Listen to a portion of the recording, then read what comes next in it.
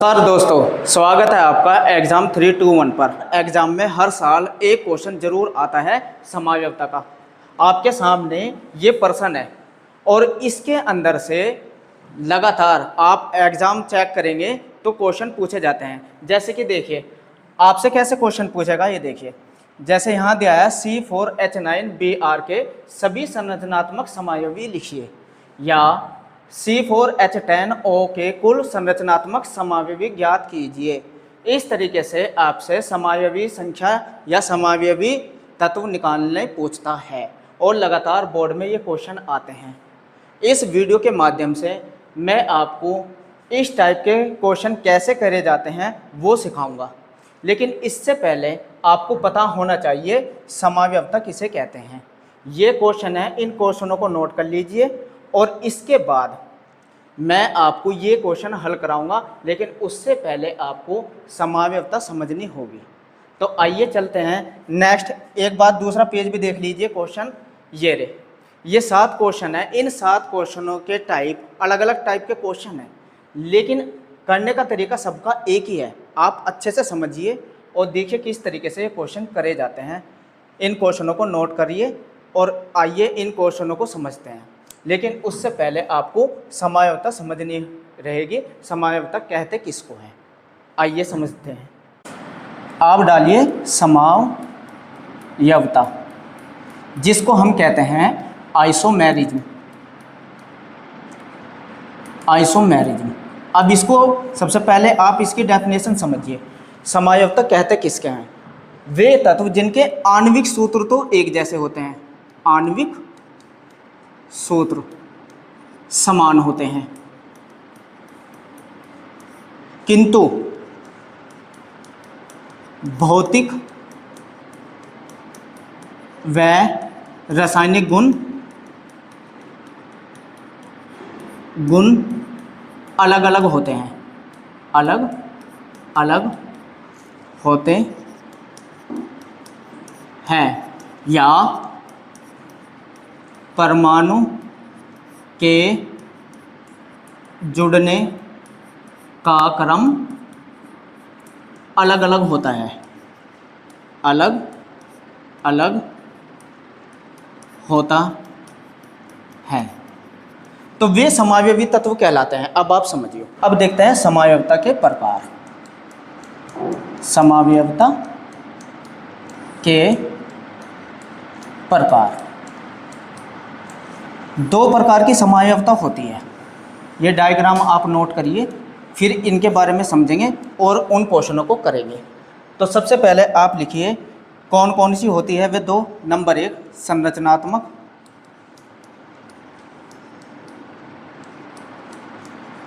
समावयवता,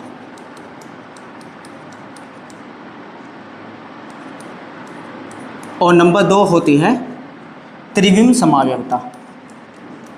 त्रिविम समावयवता। अब अगर हम संरचनात्मक समावयवता की बात करते हैं, ये भी 5 प्रकार की होती है। आपके इंटर क्लास में ये वाली समावयवता नहीं है, तो ये भी 2 प्रकार की होती है, पर मैं बता देता हूँ। नंबर 1 प्रकाशिक समावयवता। प्रकाशिक समावयवता। और नंबर 2 ज्यामितीय समावयवता। ज्यामितीय समावयवता। तो जब भी आपसे बोर्ड में क्वेश्चन आएगा, इस वाली समावयवता को आपको नहीं बनानी, बनती है ये वाली समावयवता। ये कितने प्रकार की होती है ये भी समझिए। अगर संरचनात्मक समावयवता की बात करें तो ये होती है 5 प्रकार की। देखो कौन कौन सी। नंबर 1 श्रृंखला समावयवता। श्रृंखला समावयवता।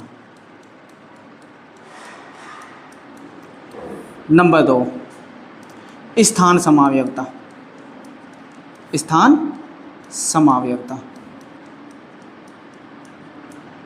नंबर 3 क्रियात्मक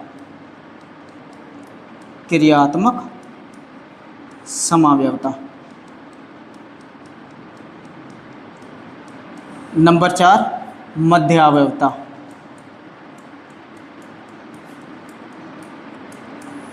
और नंबर 5 चलावयवता। ये 5 प्रकार की समयावता होती है संरचनात्मक समयावता।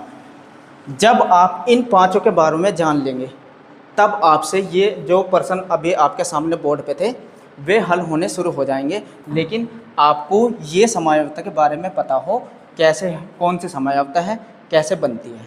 ठीक है, एक एक करके हम इनको समझेंगे। तो आप इस डायग्राम को बना लीजिए, फिर एक एक करके इन 5 को समझते हैं। सबसे पहले देखते हैं श्रृंखला समयावता। नोट करिए, श्रृंखला समयावता इसे कहते हैं चेन आइसोमेरिज्म। इसको समझिए ये कैसे होती है। जैसे नाम से ही पता चल रहा, देखो श्रृंखला, जो कार्बन की श्रृंखला होती है वो बदलती है। देखो कैसे, एक उदाहरण से समझेंगे। एक उदाहरण ले लेते हैं, एग्जाम्पल देख लेते हैं। मैंने ये कोई आणविक सूत्र लिख दिया C4H10 का। ये कोई आणविक सूत्र है C4H10। अगर आपको श्रृंखला समयावता जाननी है तो अभी समयावता किसको बोला था मैंने, आणविक सूत्र तो सेम रहेंगे लेकिन भौतिक और रासायनिक गुण अलग अलग हो जाएंगे। इस श्रृंखला कैसे रहेगी, देखो सबसे पहले जब भी आपको कोई सूत्र दिया हो, कितने कार्बन है, 4, तो 4 कार्बन को ऐसे लिख लो, CH3 शुरू में लिखो, 1 बीच में CH2, क्योंकि कार्बन की संयोजकता 4 होती है, ना कम रहेगी ना ज़्यादा रहेगी। देखो इस कार्बन की एक संयोजकता ये रही 3H से जुड़ गई, 4 हो गई ना। ऐसे ही ये CH2 CH3, तो ये बन जाएगा C4H 12 ब्यूटेन का। दोगुना करके 2 जोड़ दो, देखो 3 और 2 5 और 2 7 और 3 नहीं 10 ही रहेगा, C4H10। ठीक है, तो अब आप ये देखिए, इसे हम क्या कहेंगे, ब्यूटेन। इस कार्बन की श्रृंखला में कितने कार्बन आ रहे, 4। अब अगर इसमें CH3 को यहाँ से इस श्रृंखला को छोटी कर सकता हूँ, 4 से कितनी हो सकती है, 3। लेकिन ऐसा तो नहीं हो सकती 4 से 5 हो जाए, क्योंकि जब कार्बन ही 4 है तो श्रृंखला 4 ही रहेगी। 4 से 5 तो होने से रही, क्योंकि कार्बन ही 4 है। 4 को 3 तो कर सकते हैं, कैसे, नंबर 2, इस CH3 को उठा के दूसरे नंबर पर जोड़ दीजिए। कैसे, जहाँ भी आप तत्व को जोड़ेंगे उसकी एक संयोजकता कम हो जाएगी, वहाँ से ये हो जाएगा CH3। ये CH3 उठा के यहाँ जोड़ दिया और इसकी एक संयोजकता कम हो गई और यहाँ हो जाएगा CH3। तो अब पहले तो कितने कार्बन थे इस श्रृंखला में, 4। अब इस श्रृंखला में सीधे 1 2 3 कितने कार्बन रह गए, 3। तो देखो पहले 4 थे श्रृंखला में, अब कितने हो गए, 3। तो इसीलिए श्रृंखला छोटी हो गई, इसलिए इसे क्या कहते हैं, श्रृंखला समावयवी, जिसमें कार्बन की श्रृंखला कम हो जाए तो श्रृंखला बन गई। इसका नाम क्या हो जाएगा, 2 मैथिल, 2 पे मैथिल है ना CH3, 2 मैथिल, और 3 कार्बन वाले को क्या कहते हैं, प्रोपेन। तो यही होता है, दोनों का आणविक सूत्र तो यही है C4H10, लेकिन दोनों तत्व अलग अलग है। इसके रासायनिक गुण और भौतिक गुण अलग रहेंगे, इसके अलग रहेंगे, लेकिन ये समयावता कौन सी है, श्रृंखला, क्योंकि श्रृंखला कम हो गई। और ये वाला ग्रुप क्या, ऐसे ग्रुप को दूसरा साधारण नाम भी लिख सकते हैं इसका, ये मैं आपको पता है CH3 CH और CH3। जब भी आपको कहीं ऐसा ग्रुप दिखाई दे, इसे हम क्या बोलते हैं, आइसो।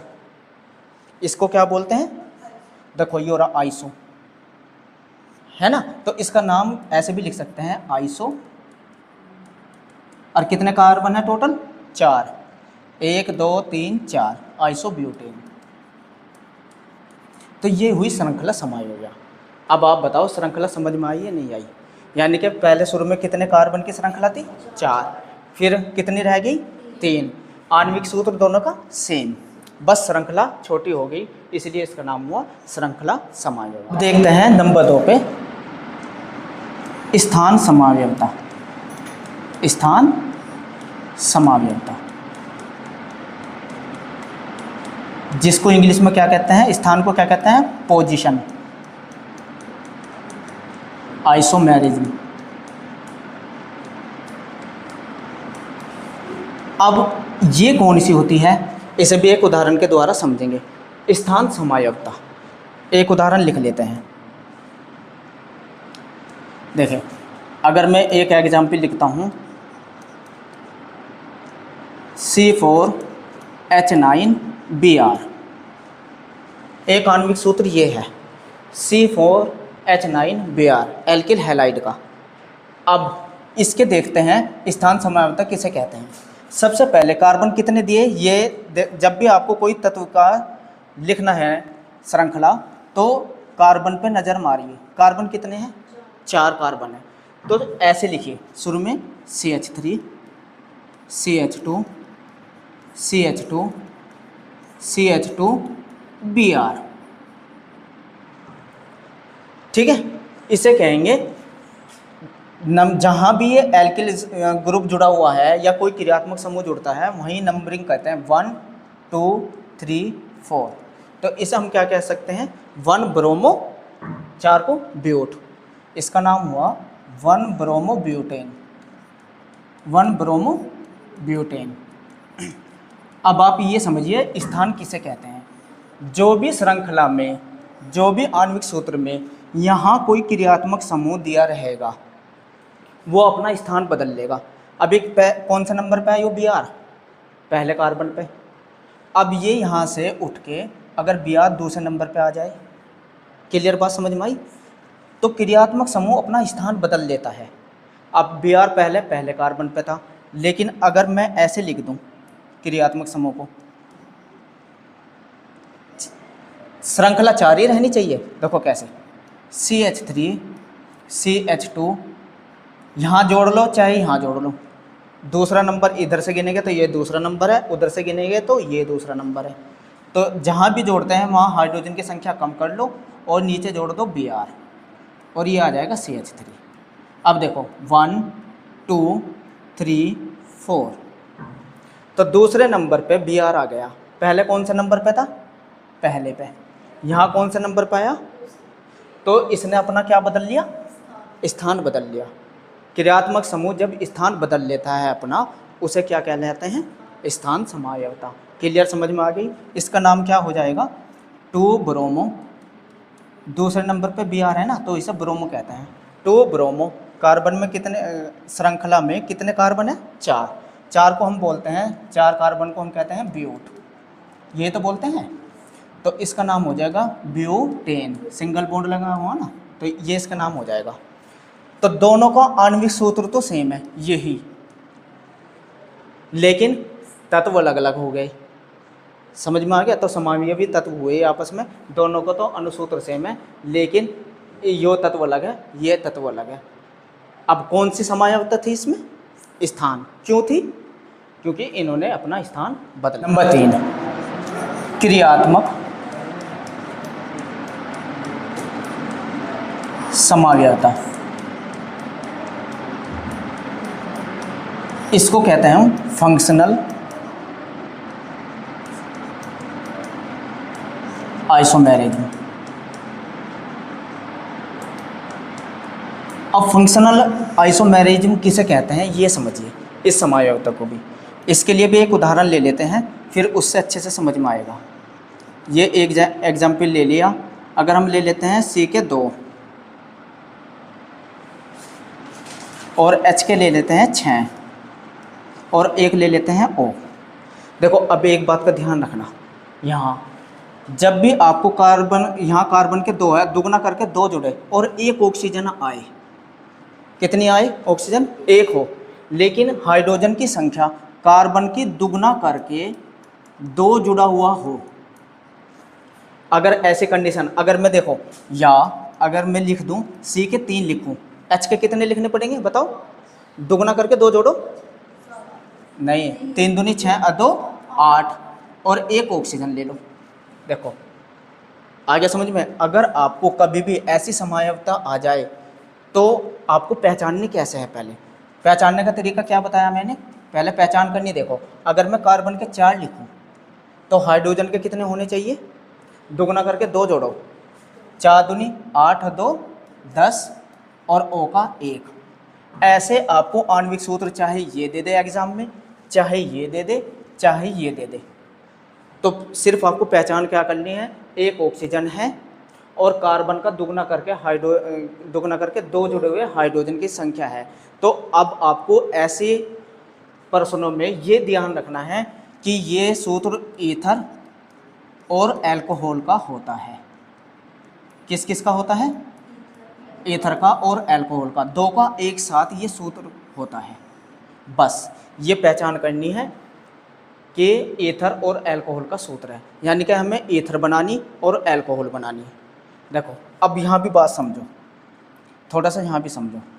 ईथर जब लिखते हैं तो O बीच में रहता है और इसके दोनों तरफ एल्किल समूह रहते हैं। ये ईथर का तो ये होता है सूत्र, और अल्कोहल का सूत्र होता है ROH। ये होती है अल्कोहल, ये होती है ईथर। तो सूत्र क्या दिया आपको? C2H6O।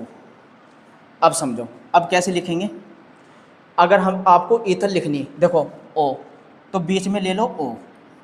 कितने कार्बन है इसमें बताओ, कितने कार्बन है? 2 कार्बन है। एक एल्किल ग्रुप तो यहाँ जोड़ दो, कौन सा? CH3। एक एल्किल ग्रुप यहाँ जोड़ दो, CH3। तो एक समावयवता तो ये बनी। देखो C के 2 है, 1 2। क्लियर बात समझ में आ गई?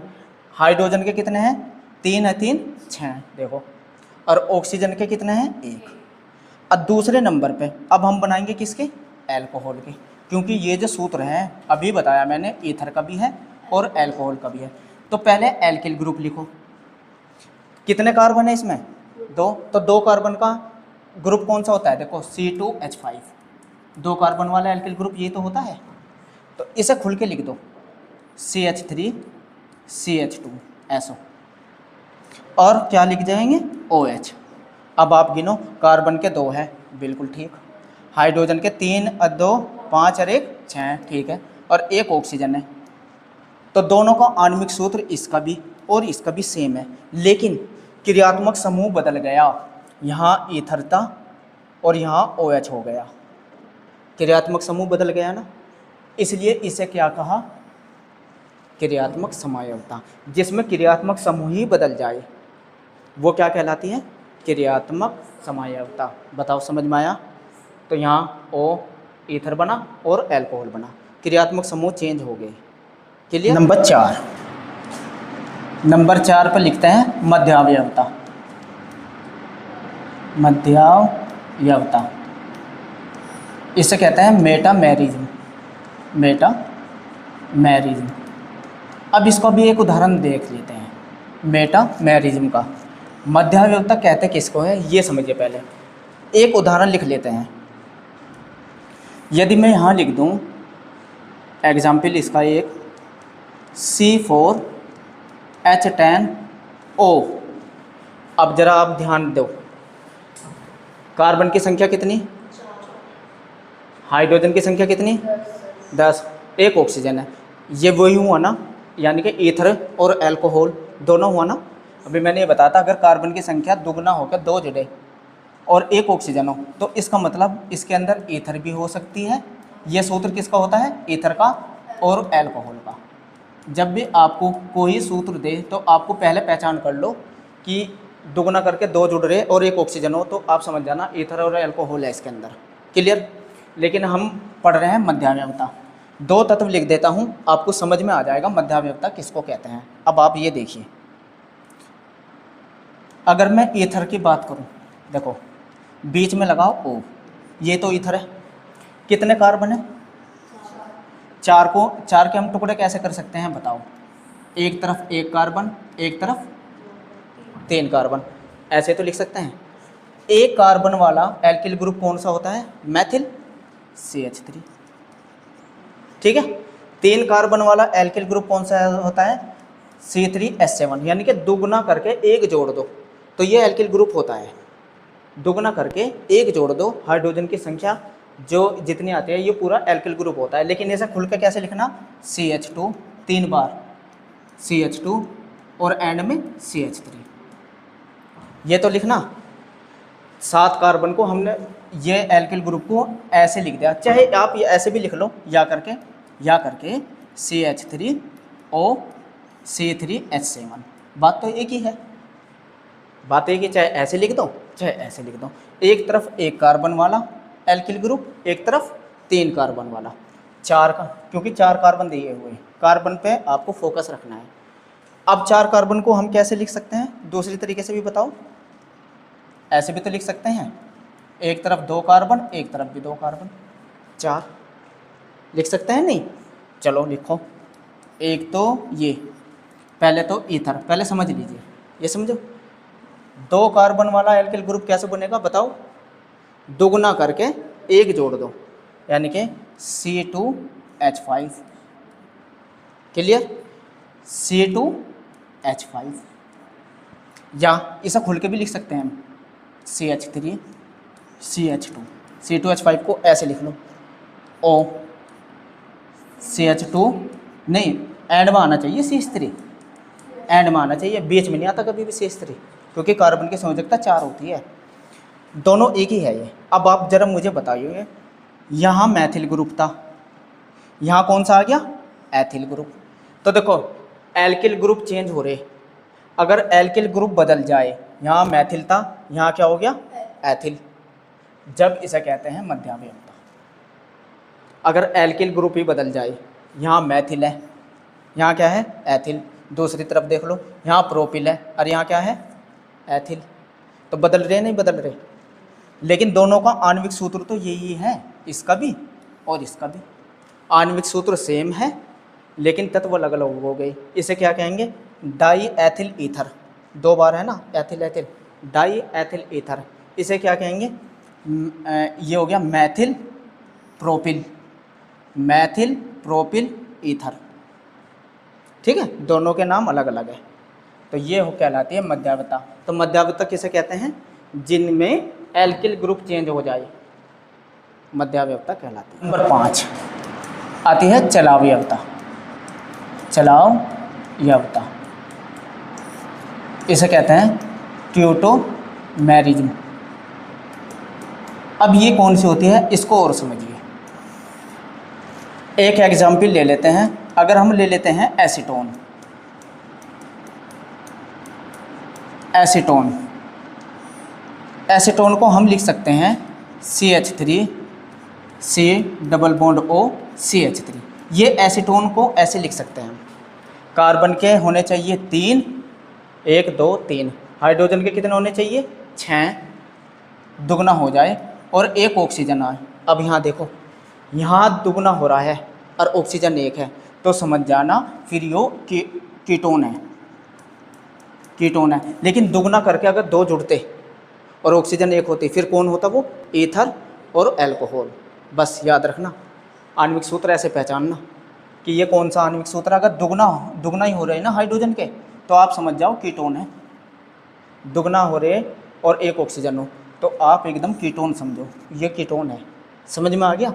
एक तो ये बने। अब होता क्या है, इनके बीच साम्यावस्था पाई जाती है। क्या होता है, ये हाइड्रोजन चल के यहाँ आ जाएगी O के पास। अब आप मुझे बताओ, जब ये ऑक्सीजन चल के कहाँ चली गई? ऑक्सीजन के पास, तो क्या बनेगा?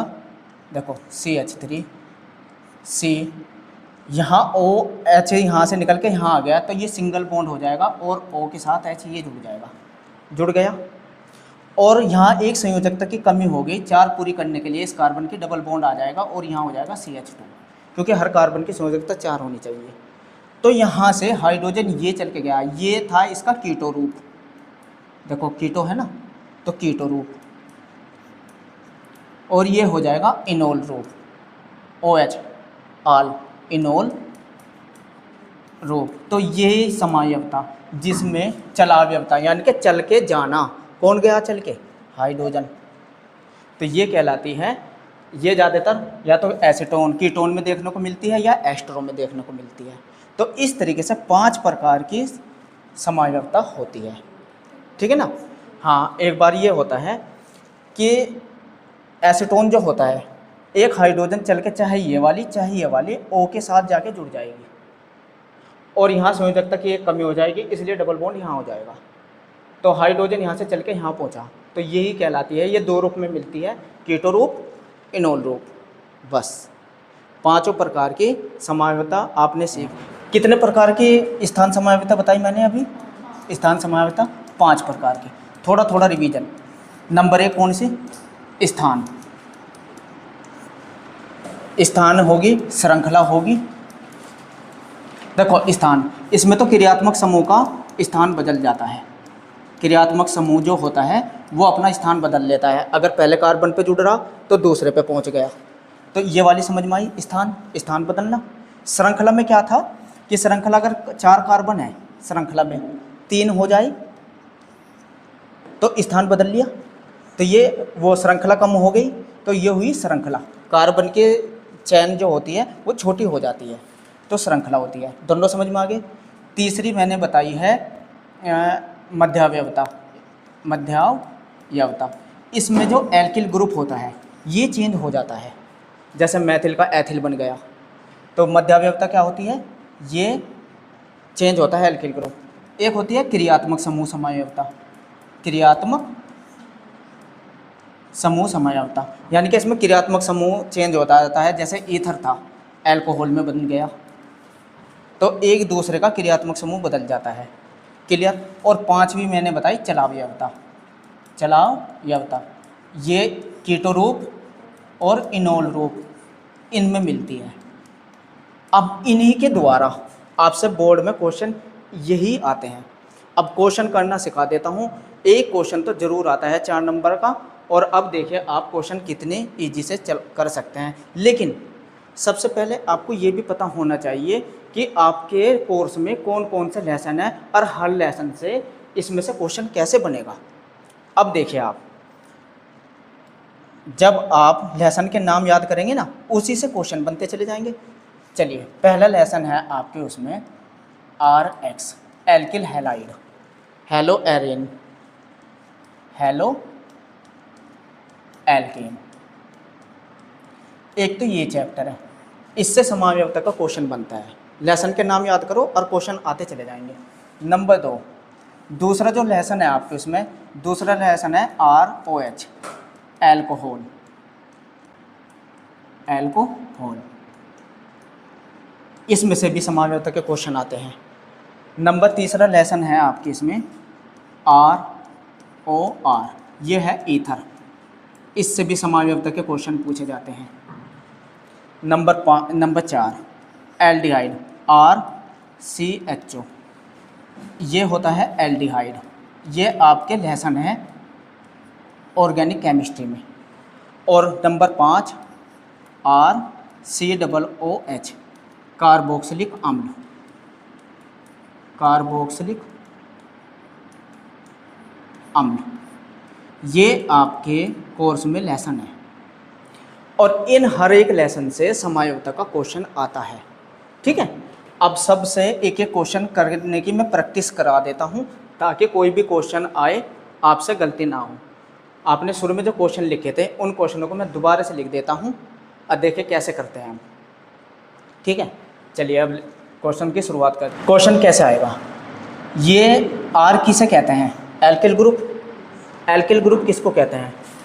जितने कार्बन की संख्या दी रहेगी हाँ, उसमें हाइड्रोजन की संख्या में दुगना करके 1 जोड़ दो, दुगना करके 1 जोड़ दो, तो वो R बन जाएगा।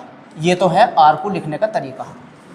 और ये X का मतलब है इसके साथ कोई हैलाइड अणु जुड़ा रहेगा, चाहे वो Br हो या आयोडीन हो या फ्लोरीन हो या क्लोरीन हो, कोई एक इन चारों में से यहाँ जुड़ा रहेगा। तो अब R तो ये रहा। देखो कैसे, अगर मैं यहाँ CH4 ले लूँ, कार्बन के 4, तो हाइड्रोजन के कितना हो जाएंगे? दुगना करो, 4 दूनी 8, 1 जोड़ो, H के 9, और यहाँ आपको दे दिया Br। ये आपको आणविक सूत्र दिया रहेगा और आपसे पूछेगा इसमें समावयवी संख्या बताओ कितनी। बोर्ड में लगातार ये क्वेश्चन आता है। तो अब आपको पहचान करनी तो आ गई, हैलाइड का अणु जुड़ा रहेगा, बस ये पहचान करना। इन चारों में से कोई सा भी जुड़ा रहे, और यहाँ संख्या बदलेगा बस, या कार्बन के 3 दे देगा तो ये संख्या बदलेगा यहाँ ठीक है। तो ये वाला क्वेश्चन बोर्ड में लगातार आता है, इसी क्वेश्चन को हल करेंगे। तो क्वेश्चन लिख लीजिए, C4H9Br में कितने समावयवी है। समावयवी की संख्या पूछी, संरचना बनानी है ना। अब इनकी संरचना बनाएंगे, कितने बनेंगे। चलो क्वेश्चन लिख देते हैं। क्वेश्चन है C4H9Br की संरचनात्मक समावेश बनानी। चलो बना के देख लेते हैं। देखो पहला तो ये आपको काम क्या करना, कैसे बनाना। कितने कार्बन है, 4, तो पहले 4 कार्बन वाला बना लो। CH3, शुरू में CH3 लेना है आपको, फिर CH2, CH2, CH2 और Br जोड़ देना। एक तो ये बन गया। कौन से नंबर पे Br जुड़ रहा, अब इसे दूसरे पे जोड़ लो तो कौन सा हो जाएगा ये, स्थान। देखो स्थान समावयवता बनेगी, पहले नंबर पे है, अब इसको कहीं पे जोड़ लो, दूसरे पे। देखो कौन सी बन जाएगी, CH3, CH2, यहाँ जोड़ दे रहे। तो जहाँ जुड़ेगा वहाँ हाइड्रोजन की संख्या कम करो और जोड़ दो Br, और यहाँ वो हाइड्रोजन यहाँ आ जाएगा CH3, क्योंकि हर एक कार्बन की संयोजकता 4 होती है ऐसे। तो यहाँ पहले पे था, तो इसका नाम क्या था, 1 ब्रोमोब्यूटेन। क्या नाम है इसका, 1 ब्रोमोब्यूटेन। क्यों है, पहला, दूसरा, नंबरिंग उधर से करो जिधर जुड़ रहा, तीसरा, चौथा। तो 1 पे ब्रोमो है, 1 ब्रोमो, और कार्बन की संख्या 4 है, इसलिए इसे ब्यूटेन लिख दिया। इसका क्या नाम हो जाएगा, 1 2 3 4, 2 ब्रोमो ब्यूटेन। तो जब भी आपसे इस वाले चैप्टर से एल्किल हैलाइड से कोई भी क्वेश्चन आए, तो सबसे पहले तो तो ये स्थान समावयवता बनाओ, यानी कि उसका पोजीशन बदलो। पहले पे था, दूसरे पे लाओ। देखो तीसरे पे भी आ सकता है क्या, अगर मैंने यहाँ जोड़ दिया Br, तो ये तीसरा नहीं हुआ, इधर से गिनियो 1 2, तो 2 पे रहेगा। तो कहने का मतलब है, इस लेसन से जब भी आपसे समावयवता पूछे तो पहले कौन सी समावयवता बनानी, स्थान। क्लियर बात समझ में आ गई। अब देखो इसमें श्रृंखला भी तो हो सकती है, 4 कार्बन है, 3 भी तो हो सकते हैं, 3 भी तो हो सकते हैं, यानी कि आइसो वाला ग्रुप। जब भी 4 कार्बन हो तो उसमें आइसो ग्रुप भी बनेगा और नियो भी बनेगा।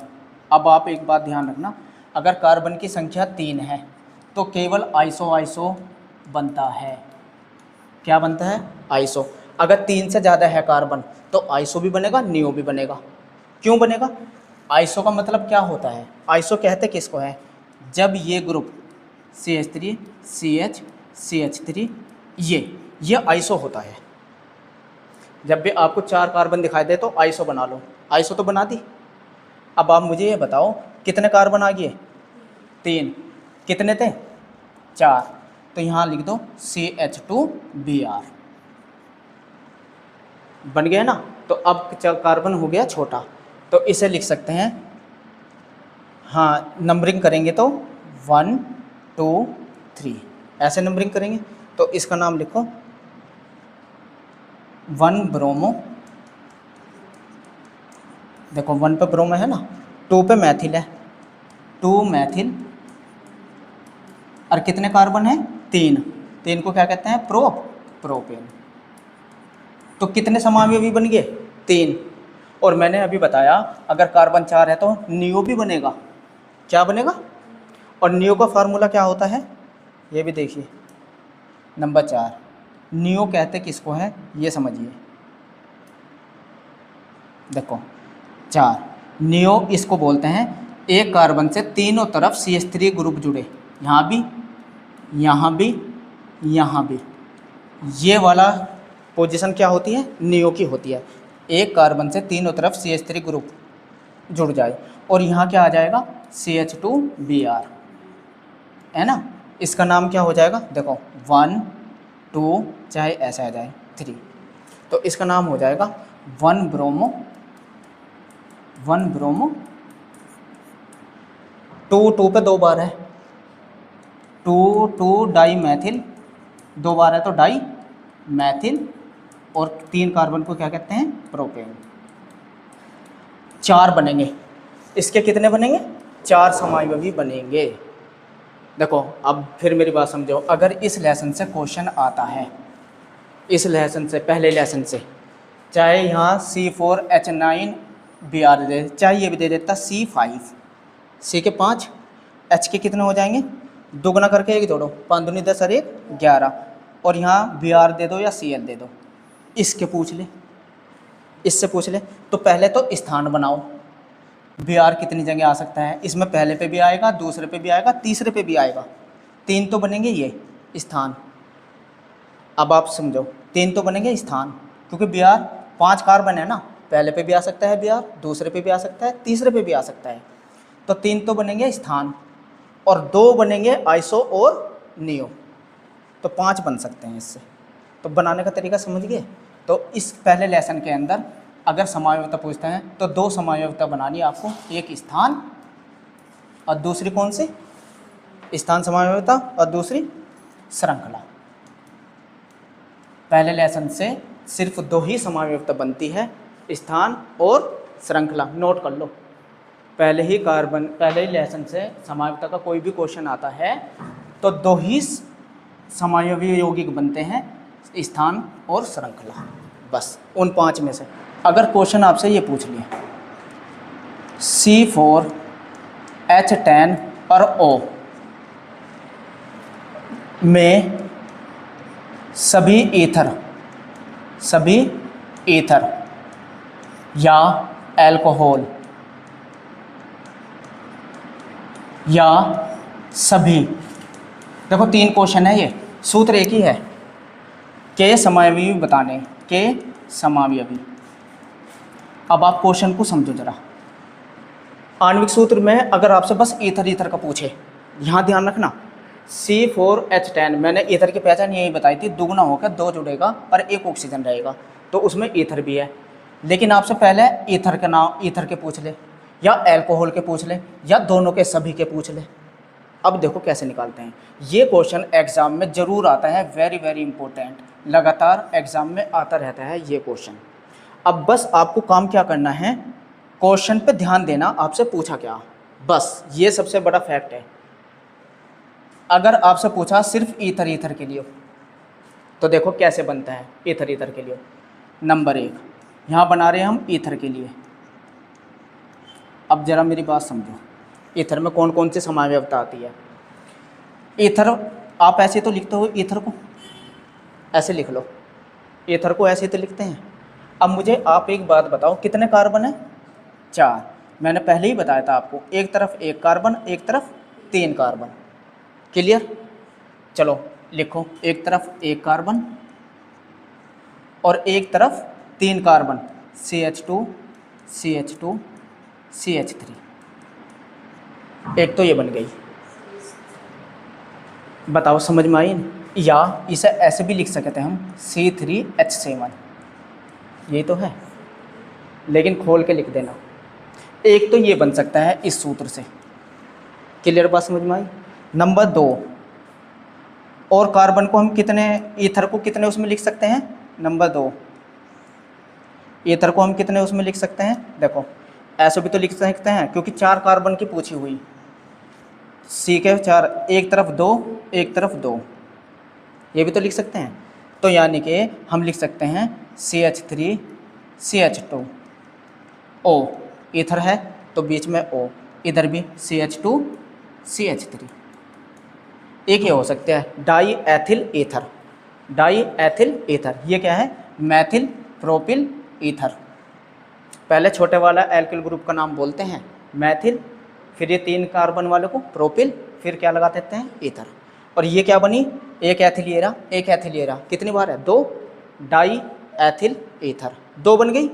अब मैंने आपको एक बात और बताई थी, अगर कहीं 3 कार्बन दिखाई दे, देखो 3 है ना, अगर 3 कार्बन है एक तरफ तो इसमें आइसो रहेगा, बताई थी ना, तो इसका आइसो बन जाएगा। तो देखो कैसे बनेगा, ये भी देखो, एक तरफ तो ये रह गई CH3O। आइसो की पहचान क्या बताई थी मैंने, आइसो किसे कहते हैं, एक तरफ तो हो CH और दो तरफ जुड़ रहा हो इससे CH3 ये वाला ग्रुप, तो ये बन जाएगा Maithil isopropyl ether, Maithil isopropyl ether. तो 3 बनेंगे। कितने समावयवी बनेंगे?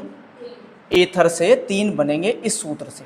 अगर सूत्र यही दे और आपके पूछे बस अल्कोहल के, सूत्र यही है, किसके पूछ रहा? अल्कोहल के। बस मैंने कहा आपको प्रश्नों पे ध्यान देना है, एग्जाम में जरूर आता है। अब अल्कोहल के कैसे बनेंगे वो देखो, अल्कोहल के बनाने और सीख लो। देखो अब आप यहाँ समझो, सूत्र यही है। अब अल्कोहल के बनाए, देखो नंबर 1, अल्कोहल क्या होती है हमने अभी सुन लिया, ROH, ये अल्कोहल होती है। R का मतलब क्या हुआ? Alkyl group. और एल्किल ग्रुप कैसे लिखे जाते हैं? 4 कार्बन वाला, 4 कार्बन वाला। C के 4, H के कितने होने चाहिए? दुगुना करके 1 जोड़ो, 4 दूनी 8 और 1 9। देखो पहले ही दिया हुआ 9, लेकिन 10 क्यों करा? एक OH के साथ भी तो है 10। ठीक है, तो अब लिखो, शुरू में 4 कार्बन कैसे खोलने हैं आपको? सीधा 1 2, शुरू में CH3 लिखो, फिर CH2, 3 4 लिख दिए। और क्या लिख देना फिर?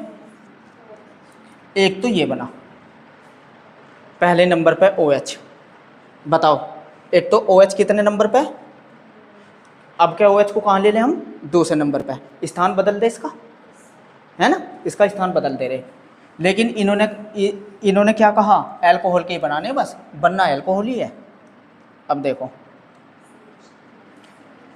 CH3 CH2, चाहे दूसरा नंबर इधर से गिनोगे तो ये है, तो यहाँ जोड़ लो OH, और अगर इधर से गिनेगे तो यहाँ जोड़ लो दूसरे नंबर पे। लेकिन एक संख्या कम कर देनी, यहाँ आ जाएगा CH2 CH3। अब बताओ समझ में आया नहीं आया?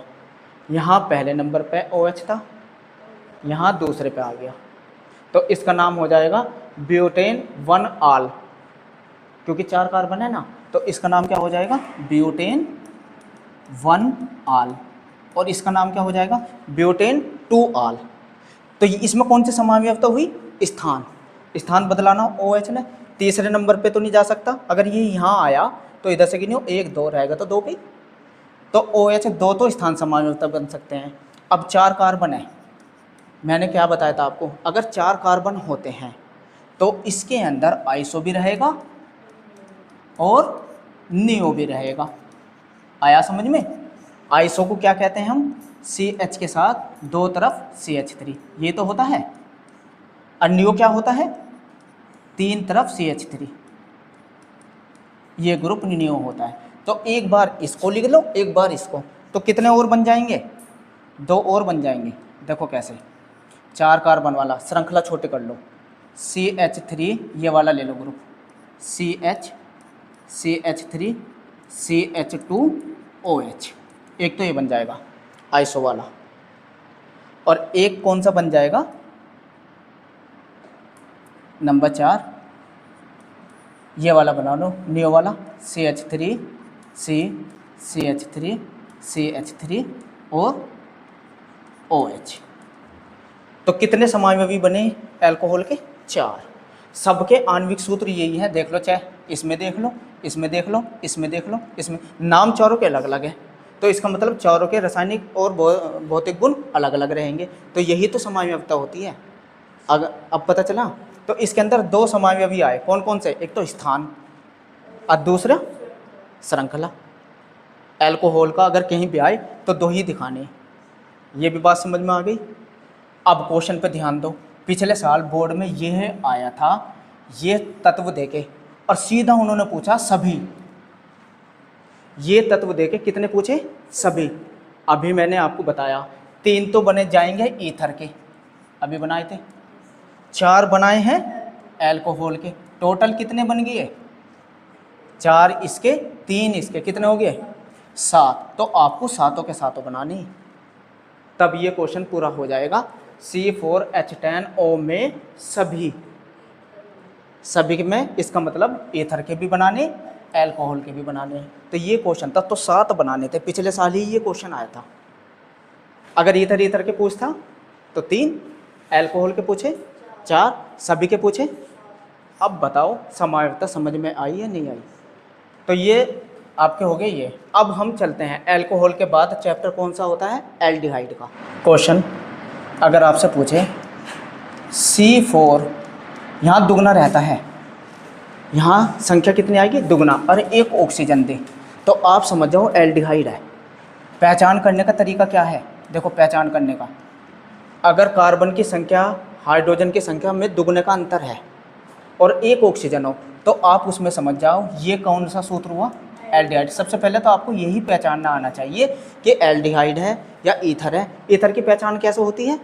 यहाँ संख्या दुगना करके 2 जुड़ता है, यानी कि 10 होता तो ईथर होती या अल्कोहल होती, लेकिन यहाँ तो दुगनी है। आपको पहचान बस इतना ही तो सूत्र देगा और फिर पूछेगा बताओ कितने समावयवी। आपको क्या पता चलेगा कौन सा आयो? और एल्डिहाइड क्या होता है? जब एल्किल ग्रुप के साथ CHO आए, एल्किल ग्रुप के साथ CHO। इस CHO की एक बहुत अच्छी वो होती है, ये सिरे पे ही होता है या तो शुरू में, ये हमेशा शुरू में ही होता है। ये बहुत अच्छा केस है इसका। कहाँ होता है ये? शुरू में। अब देखो कितने कार्बन है? एक कार्बन तो ये आ गया पहले ही, एक कार्बन तो CHO में होता है। बचे कितने? 3। तो देखो CH3 CH2 CH2 CHO, ऐसे CHO बाद में लगा देना, एक सिरे पे रहता है, एक तो ये रहेगा, है ना। और दूसरा क्या बन जाएगा? यो CHO यहाँ आ सकता है ना। देखो CH3 CH, जहाँ आएगा एक हाइड्रोजन कम कर लो, CHO CH3, इसका नाम अलग हुआ। ये तो हो गया वो ब्यूटेन 1 अल, ब्यूटेन 1 अल, लेकिन ये हो जाएगा 2 मैथिल प्रोपेन 1 अल। तो इसके 2 ही बनेंगे बस, इसके केवल कितने बनेंगे? 2। बस ये क्या करता है? स्थान समावयवता दिखाता है बस। अगर एल्डिहाइड आए तो केवल उसमें एक ही समावयवता होती है और वो होती है स्थान। अगर अब ये दे दें C4H8, ऑक्सीजन का, ऑक्सीजन के देंगे 2, क्योंकि कार्बोक्सिलिक अम्ल का सूत्र ये होता है, 2 ऑक्सीजन आती है। जब भी 2 ऑक्सीजन दिखाई दे तो आप समझ जाओ कार्बोक्सिलिक अम्ल का पूछा। अब तक तो सब में 1 ऑक्सीजन था, लेकिन 2 ऑक्सीजन पूछ के क्या पता चल गया कि ये कार्बोक्सिलिक अम्ल का पूछना चाह रहा। कार्बन कितने हैं? 4। और इसकी एक खास बात होती है, ये एक सिरे पर होता है, ये नहीं बदलता, ये स्थान नहीं बदलने का अपना, ये एक ही सिरे पर रहेगा। अब देखो कैसे, CH3 CH2 CH2, 3 कार्बन तो ये आ गए, है कितने? 4, चौथा इसमें आ जाएगा, एक तो ये हो गया। क्लियर बात समझ में आई? और जब 4 कार्बन है, आइसो वाला ले लो, आइसो ग्रुप एक, ये देखा करो आइसो आ जाएगा इसमें या नहीं? आ गया, आइसो ग्रुप बन गया ना आइसो। और क्या रह गया? CH2 नहीं, 1 2 3 4, 4 ही तो होने चाहिए, 1 2 3, तो यहाँ COOH, 4 कार्बन है ना, तो ये बन जाएगा। बस इसके भी 2 बनेंगे। आपको मैंने क्या बताया? आपके लेसन कौन कौन से बताए थे? एक तो RX, इसकी पहचान कैसे करनी थी आपको? कि यहाँ जितने कार्बन होते हैं, कार्बन की यहाँ संख्या जितनी भी होती है, आपको पहचान क्या करनी होती है? हाइड्रोजन की संख्या दुगना करके 1 जुड़ा रहता है और X दिया रहता है, ठीक है। दूसरा मैंने क्या बताया आपको? ROR, ether. ईथर की पहचान कैसे होती है? ये ROR क्या है? ईथर वाला चैप्टर। इसमें जितने भी कार्बन दिए रहेंगे, यहाँ हाइड्रोजन की संख्या दुगना करके 2 जुड़ता है और 1 ऑक्सीजन होती है, दुगना करके 2 जुड़ता है, 1 ऑक्सीजन होती है, अभी बताऊंगा। और अल्कोहल का भी क्या होता है? सेम, अल्कोहल का भी यही है सेम, ठीक है। और RCHO, एल्डिहाइड का क्या बताया? एल्डिहाइड का पहचान करने का तरीका बता रहा मैं। यहाँ N और H, यहाँ क्या होता है? दुगनाई, और क्या रहती है? 1 ऑक्सीजन रहती है, तो आप एकदम समझ जाओ ये एल्डिहाइड का पूछ लिया। और RCOOH कार्बोक्सिलिक अम्ल का क्या होता है? कार्बोक्सिलिक अम्ल का क्या होता है? यहाँ जितनी भी संख्या होती है दुगना, हाइड्रोजन की संख्या दुगनी होती है और प्लस 2 ऑक्सीजन होती है। अब देखो कैसे, अगर मैं यहाँ C के 4 रख दूँ, देखो अब बताओ बाबू, C के 4 है तो हाइड्रोजन के कितने आएंगे? 4 दूनी 8 और 1 9, और एक यहाँ x की जगह BR लगा लो, ऐसे पूछेगा। अगर इसको देखो, अगर ये सूत्र दिया C के अगर मैं 4 लूँ तो हाइड्रोजन के कितने आ जाएंगे? दुगना करो, दुगना करके 2 जोड़ो 10, और एक दिया रहेगा ऑक्सीजन। तो आप समझ जाओ एल ईथर का है यो या एल्कोहल का है। ठीक है, इसमें कैसे पूछेगा? C के अगर 4 देगा तो हाइड्रोजन के कितने होने चाहिए? 8 और 1 ऑक्सीजन। तो आप समझ जाओ एल्डिहाइड का पूछ रहा। और अगर इसकी पहचान कैसे होती है? C के अगर 4 है तो हाइड्रोजन के दुगना रहेंगे 8, लेकिन 2 ऑक्सीजन के अणु रहेंगे 2O OO। तो ये हो गया। तो ये हुआ पूरा का पूरा आपका, इसके अंदर से ही क्वेश्चन बनेंगे। तो वीडियो अच्छी लगी है तो लाइक भी करिए, सब्सक्राइब करिए।